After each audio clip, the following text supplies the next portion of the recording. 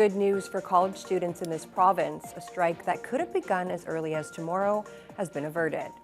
Good evening and thank you for joining us. The strike aversion is good news for institutions across Ontario, including Confederation College. After 6 months of negotiations, the parties have agreed to have the matter settled with binding arbitration. Vasilios Bellows spoke to the local union head for Confederation College faculty. Vasilios, what are the members looking for? Ryan, their main concerns are with staffing and fair wages. Union members say this is greatly affecting the work they can do and negatively impacting the student experience at Confederation College. 15,000 college faculty across Ontario, including 223 at Confederation College, won't be hitting the picket lines. That, after 6 months of negotiations, didn't result in a deal with the province, with the matter now going to be settled by arbitration. But local union leaders say that doesn't mean the fight is over. We also recognize there's lots of work for us to do.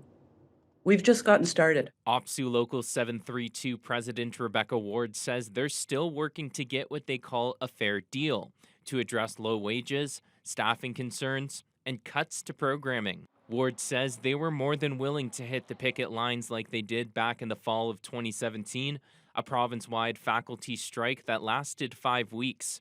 Ward stresses the challenges for faculty has led to negative effects on the student experience at the college. Because we have limited time to really support their success, because we see that they're in crisis and we don't have the time or resources to support them to get across the finish line, because our wages are resulting in real-time cuts. Local 732 represents professors, instructors, student counselors, and librarians at Confederation College.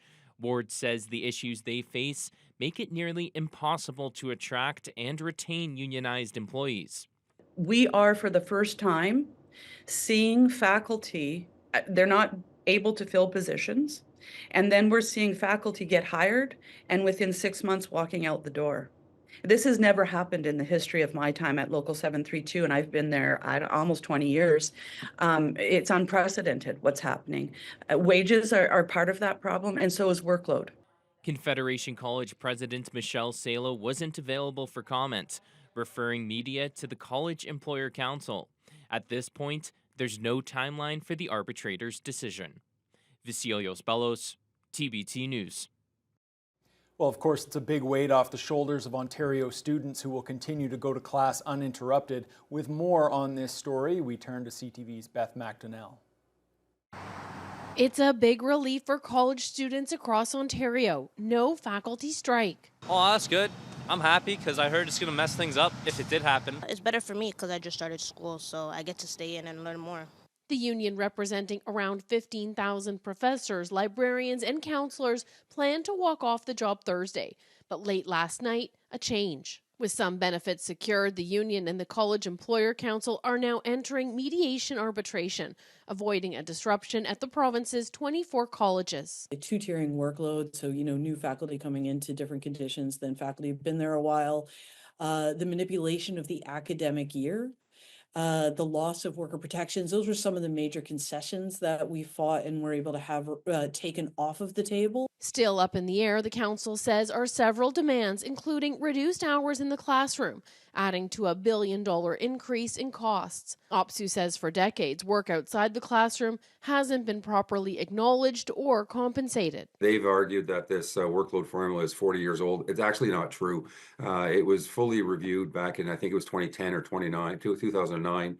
And at that time, the conclusion of the report was that there was no need to make any significant changes. A big question right now, too, is the impact of international students on the system.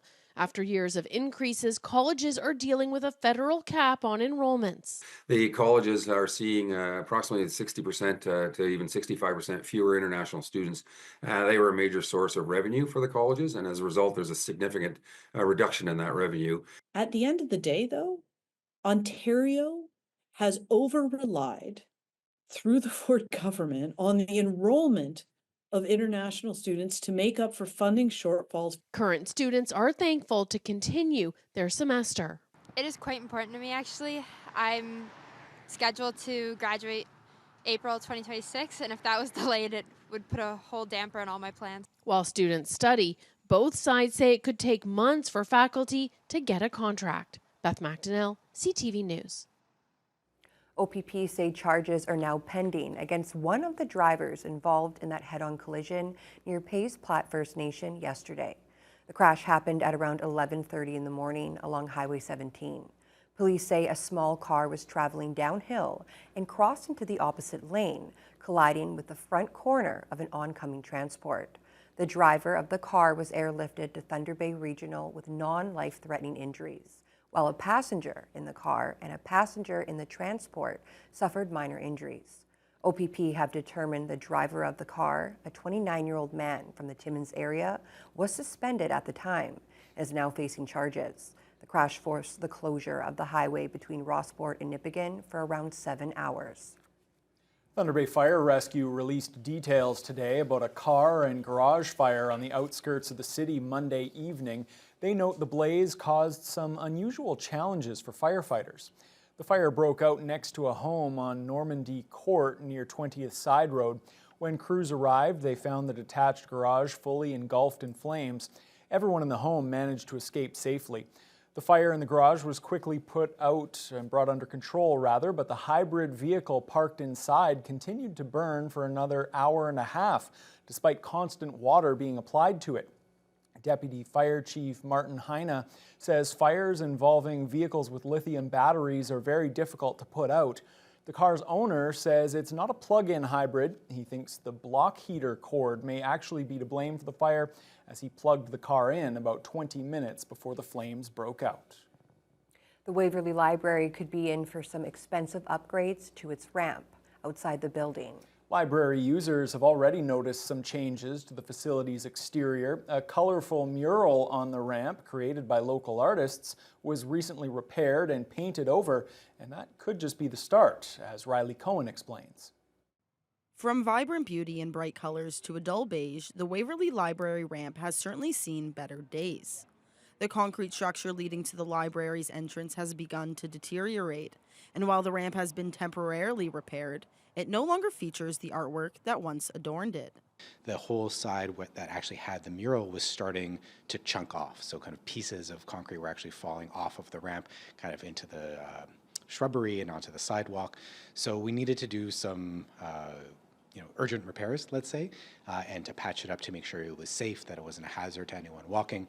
And so unfortunately it meant that as pieces of the mural literally fell off the ramp, we had to patch it up and then just painted it over to make sure it was a good seal. The mural was painted on the ramp in August of 2014 by a group of local artists known as Die Active. It was a collaboration between the Definitely Superior Art Gallery, the library, the artists themselves, and provided a colorful spectacle for library visitors for over a decade. Now that it's gone, the work on the ramp is just beginning. Under the province's 2025 accessibility standards, the ramp is too steep to accommodate those with mobility needs, including wheelchair access. That means the library is faced with fully redoing the entrance, which could be quite costly. We did some initial estimate work last year, and it could cost up to $500,000 just to replace the ramp. And so part of what we're looking at right now is a more holistic solution, and knowing that we want to put some money into Waverly. There's quite a few things, not just the ramp, that need some upgrades, both in terms of the structural features of the building, but also in terms of the interior design and aesthetic. So right now we're investigating different options for how we can do the project more holistically. So it's not kind of a patch here and a Band-Aid there, but really revamping the core infrastructure of Waverly Library. The future of the library is full of possibilities as plans continue to evolve to ensure the best outcome for the community. In the meantime, the library remains open and committed to providing excellent service to everyone it serves. Riley Cohen, TBT News. There's another lottery winner in Thunder Bay. A Roslyn woman took home a big $100,000 Encore prize. Saying yes to Encore paid off for Susan Carter Zajac.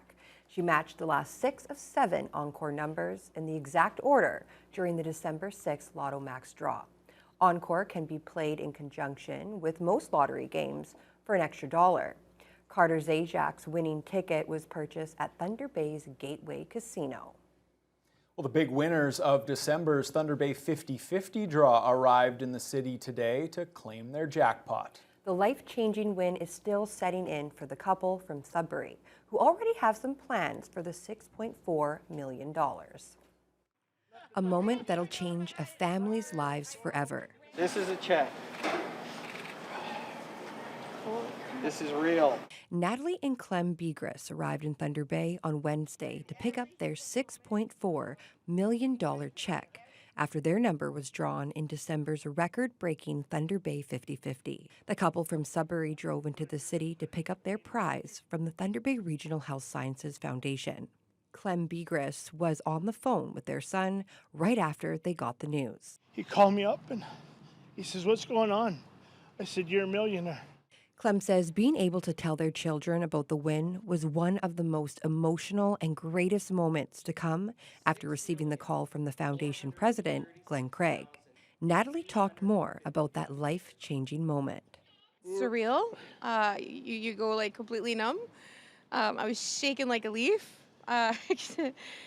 You know, he was looking at me and he was bawling because he could see my face and I hadn't even said anything yet. And something happened to the plane.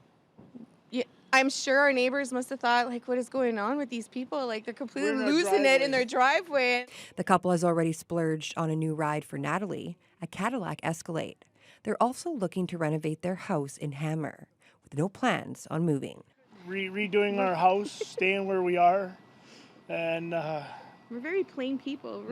You know, we love to fish. and we're going to be doing lots of Camping? fishing and camping. It's and Friday every day. Yeah.